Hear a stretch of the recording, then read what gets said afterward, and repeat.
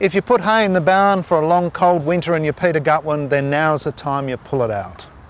There's no doubt Tasmania is defying the odds when it comes to our economic performance during the pandemic, with an unemployment rate the envy of the nation, if not the developed world, at 4.5%.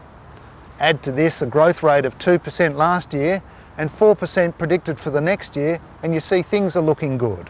Obviously it's come from sound economic management, a moat as wide as Bass Strait, and savvy pump priming by the Premier Treasurer and his team. This sees dwelling approvals up by a whopping 43.7% on last year, retail trade up 10.9%, and exports have increased by 5.2%. However, despite this, it does all come at a cost. The state is facing a $1 billion deficit by 2022, and net debt will be $1.7 billion by the end of this period. Not surprisingly, the conversation in this budget is all about health, and the Premier even took the opportunity to encourage all Tasmanians to get their jab. And with the COVID pandemic in mind, the Premier has set aside some $300 million in the Treasurer's Reserve just in case the pandemic makes an unwanted return. Highlights include increases to health funding over 4 years to $10.7 billion, while education funding now hits $8 billion over the same period.